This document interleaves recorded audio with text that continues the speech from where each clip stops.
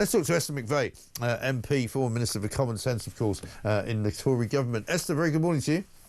Great to be with you, Mike. Good to see you. I can't imagine anything worse than Gary Lineker returning to the television screens, but at least this time he's not being paid for by the public purse, so I don't really care what he does. But I bet you he doesn't last the year before he puts something on Twitter and gets himself fired. Well, it won't be switched on in our household, and I'm not thinking it's going to be a ratings winner, but hey, we'll find out. Yeah, absolutely. And here's another one that's not a ratings winner. I've never seen a bill or an idea unravel quite as quickly as this one in, one out cobblers, right?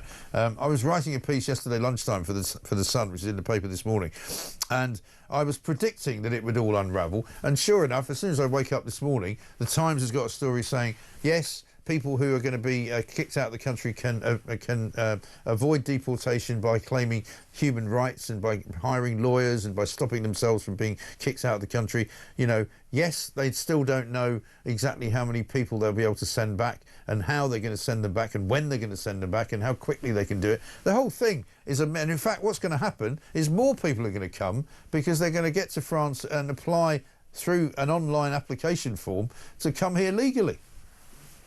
You see, to you and me, Mike, and all your listeners and everybody who wants to stop illegal migration and bring migration down in its totality, we'd look at this contract and we'd say this has got more holes than a colander and it's not going to work at all for the reasons you've just said. However, if you were an international lawyer, a human rights lawyer, and think that's who's running the country, Lord Starmer, you'd say this was a human rights lawyer dream. You are creating them more and more work and they're going to be raking the money in for a long time to come. And do you know what this reminds me of? This reminds me of Blair's government and the Human Rights Act he brought in. And remember his wife, Sherry Booth, another human rights lawyer. And what did we do? We created an industry for those lawyers. And this is what, to me, this is all about. They're not looking to stop immigration. They're now providing more routes in, safe access in, and providing a whole host of reasons we can't take these people and take them out of the country. Right, and that is the problem, isn't it? So it gives the lie, really, to the fact that they wanted to somehow stop the boats. They didn't want to stop the boats. They wanted to smash the gangs, and that's always been the line, hasn't it? Because what they're saying is, we don't mind the people coming, we just don't want them coming illegally with people who are making vast amounts of money by bringing them here.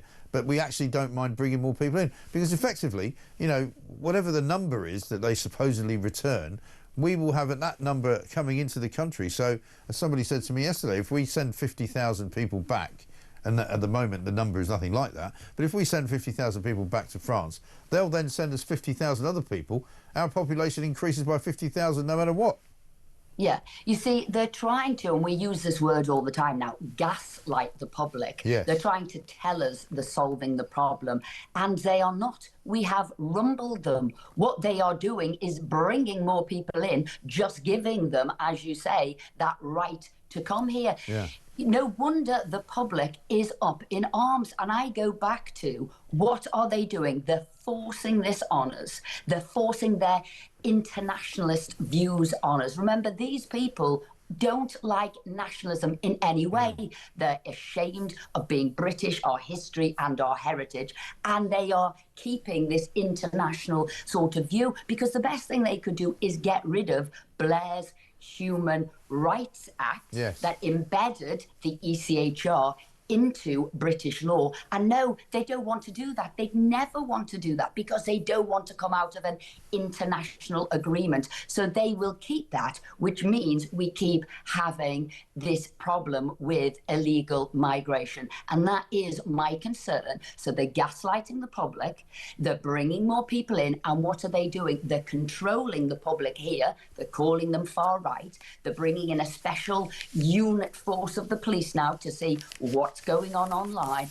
And this whole ID card isn't going to stop illegal migration, isn't going to stop them working illegally. What it's going to do is again clamp down on British citizens so they know what we're doing. And we all as the public need to wake up to this. Bringing Blair back which is what Starmer's done. He's a busted fuss. He's out of ideas, and he's bringing the Blair institution and their ideas into now domestic policy. And we've got to remember what that man, Blair, did when he was last in government. Yeah, I mean, incredible, isn't it? Because we see from the papers this morning, a story in the Mail, that Donald Trump has now found a way to deport many people. And guess what? He's going to send them to another country. And guess where it is? It's Rwanda. Yeah, you see, we've talked about this before, and we've said, as has everybody who wants to stop illegal migration, we know what you've got to do. You've got to come out of the ECHR. You've got to get rid of the Human Rights Act. And you've immediately got to bring back the Rwanda Act, bring back the Rwanda bill. We should all be, as MPs, back in Parliament doing this ASAP, but he's not doing any of that. And he talked about Rwanda wasn't good enough and human rights, etc., etc. We're back to the word human rights. And yet we're seeing other countries have used Rwanda, and America is now using Rwanda. This is what we should be doing. We put all the infrastructure in there.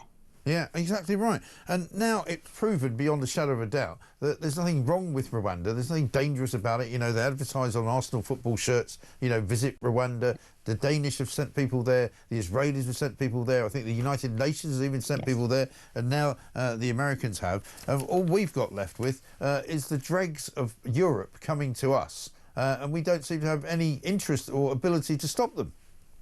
I think you were right in the first part there. They've got no interest in doing it.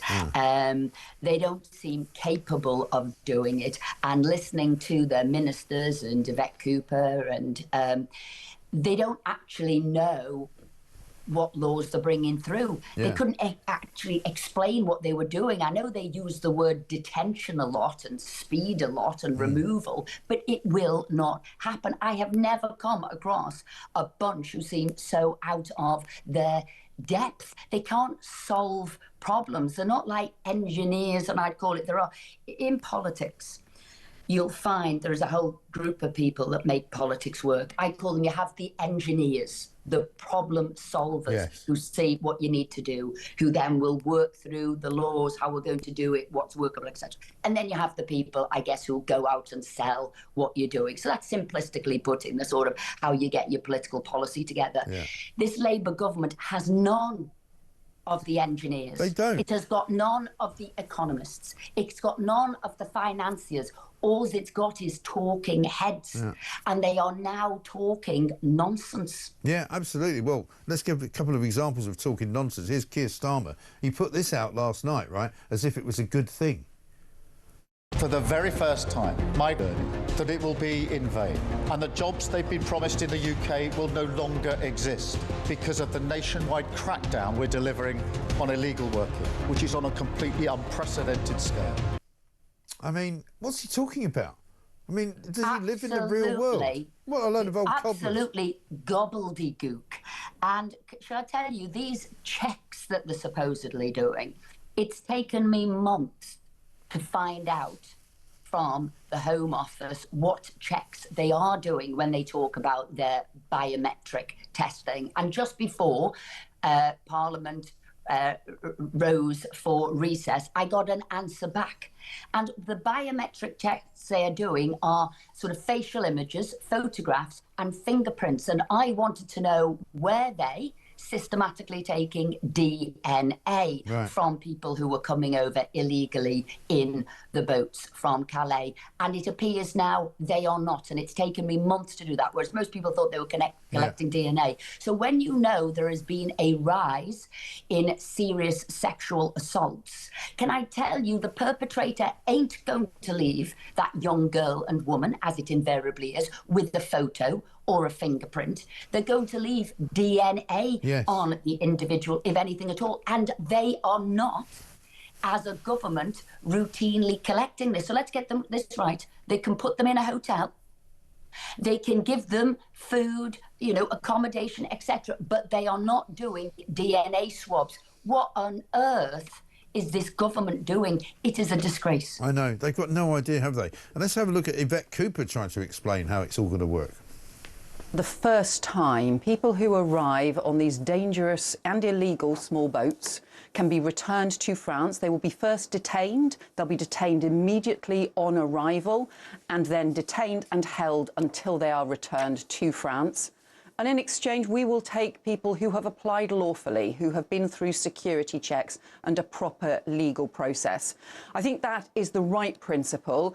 We're not setting out what the numbers will be at this point for two reasons. First of all, because those numbers will vary and will increase, and we haven't fixed an overall number for the scheme. We obviously want it to increase as much as possible. But also, secondly, because we're not going to provide operational information about which numbers, which days that the criminal gangs will then simply use in order to continue to ply their vile trade in human beings. They just don't have a clue, do they? I mean, and suddenly they're now calling these boats illegal. For years they said that, you know, these were people running for their lives. We had to welcome them in and create sanctuary for them. You know, suddenly now they're turning on them. But again, no detail. She talks about arresting people or detaining people. We don't know where they're going to be detained. I was asking yesterday several people that I knew down in the south of England to see, is there a detention centre that can be used for this purpose? No, there isn't one. Manston is the place where they get taken. It's already overcrowded with the numbers of people that are coming in every single day. And there is simply nowhere for them to go. And when they then say she's going to send them back, we don't even know how they're going to do that. Well, that was embarrassing. And I'm hoping none of the public are hoodwinked by the rubbish she was talking there. Right. It looked like she'd learnt it off by heart and was just parroting what she'd learned, because it did not make sense at all. And equally, if you look at the contract, France can reject people they think are a threat to their country in any which way, right, or a threat to international relations with the rest of the Schengen area. So they can reject them. So that's a load of rubbish. Yeah. Equally, we've got to let France know within 14 days of their arrival, and they'll decide what they're going to do, I think, within the month. So there's so many loopholes. I'm guessing there's a get-out clause if we don't tell them within 14 days. And, you know, if we don't know, that's another way they can reject them. So when I told you about the engineers and the sort of just the PR people in politics, you can see there's no engineering at all in this policy. As you say, where are they detaining them? They do not know. What are they doing with them? They do not know. Yeah. They do not know the numbers. And then they come up with some guff that some civil servants probably told them to say, oh, just say, we can't tell you any more information because it might mean the smugglers might find out what they're doing and what days they're doing. Do they honestly think we are all that stupid and gullible? No, we are not. I know, it's absolutely shameful, really, how ridiculously bad they are at all of this. Listen, Esther, great to see you again, as ever. Thank you very much indeed. Esther McVey there, talking common sense, as ever, about what on earth is going on.